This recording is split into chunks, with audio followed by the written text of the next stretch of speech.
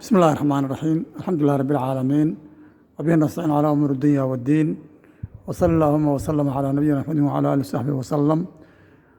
اللهم وفقنا لما تحب وترضاه. اللهم أنت رب جبريل وميكائيل وإسرافيل فاطر السماوات والأرض عالم الغيب والشهادة، أنت تحكم بين عبادك فيما كانوا فيه يختلفون، اهدنا لما اختلف فيه من الحق بإذنك إنك تهدي من تشاء إلى صراط مستقيم. أما بعد، السلام عليكم ورحمة الله وبركاته. waxaan la hadlayaa si gaar ah oo hadalkaygan ku socdaa walaalaha reer Puntland, khaasatan madaxweyne Dani iyo walaalka kale la yiri wuxuu haystaa ciidanka BS-ta oo hadda xaaladooda boosaaso sida la sheegay ay buuq badan ka taagan tahay. waxaan leeyahay labadaba wartaladu adiga ku nool iyada kuguma noola, war aqligu ha shaqeeyo. war Soomaali in badan bay laba nin oo mid walba aanu tayada waxaan socon mayso ay ku baaba'day. hadda markay baaba'dana hadda lagu kala tagay, dadkuna baaba'een, magaalooyinkuna baaba'een, ma garanaysaa. waxaan markaa ku talinayaa inta aadan falin ka fiirsan oo Soomaalidu tiraahda nabad baad hadda haysataan, khayrna waad haysataan, naf iyo maalna Ilaahay waa idin siiyey, alxamdulillahi rabbil caalamiin baad inaad tiraahdaan weeye. sidaa daraaddeed dad badan taladay soo jeediyeenna kolley waxa weeyaan dabcan taladaydoo kale inay tahay bay u badan tahay. waxaan leeyahay anigu khaasatan walaalka haysta ciidanka BS-ta haysta oo ciidan xoog la haysta oo halkaa jooga iyo madaxweynaha oo Puntland oo dhan haysta, haddii dhibaato ka dhex dhacdo dhibaato weyn bay noqonaysaa, dhibaato laga shalaayo noqonaysa. dhiig Soomaaliyeed hadda waxa u dambeeyey wixii guriceel ka dhacay waad garanaysaa. imise qof baa ku baaba'do ku dhimatay, maxaa laga gaaray?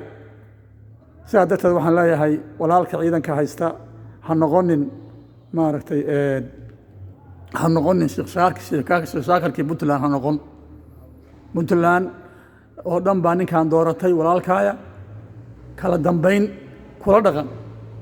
haddii xilka lagaa qaadayna Puntland waxaan kuwa talinayaa xilka laga qaadayo walaalkaas in loogu markuu Dani hadda uu sharaxaya isagaana madaxweyne Soomaaliyeed raadinaya sida aan maqlay. hadduu helana isagu madaxweynaha Puntland ha u tartamo, ha raadiyo, hana loo ballan qaado in tartankaas uu ka qayb qaato ama uu noqdo xubin muhiim ah oo codkiisa raadsado.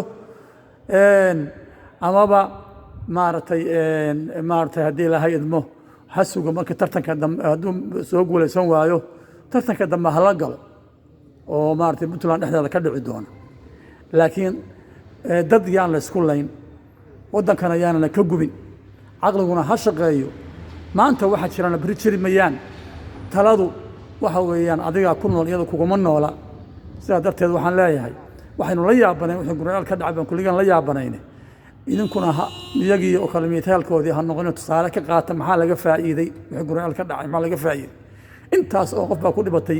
guriceel waa yarayd markay boosaaso magaalo weyn weeye, wax badanna waa yaalaan. waddankuna waa weyn yahay, wax badanna waa yaalaan. meelay gaari doontana lama yaqaan hadday bilaabato. marka caqligu ha shaqeeyo. isimada Puntlandna waxaan ka codsanayaa, waxaa way sharaa'id baan qabanay, idinka dhagaysan mayne.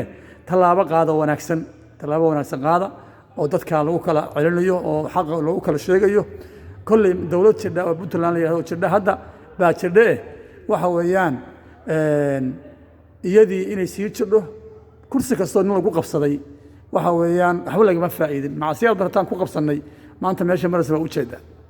marka waxaan leeyahay ha dhammaystadana waqtigiisa, walaalka kale ha dulqaato, hana sabro, Ilaahay dartiisa ha isaga daayo hawshaas oo wixii kale oo tartan u gali kara ha galo. waa Cabdimajiid Maxamed Cali Weyn Balli Busle. wasalaamu calaykum waraxmatullaahi wabarakaatuh.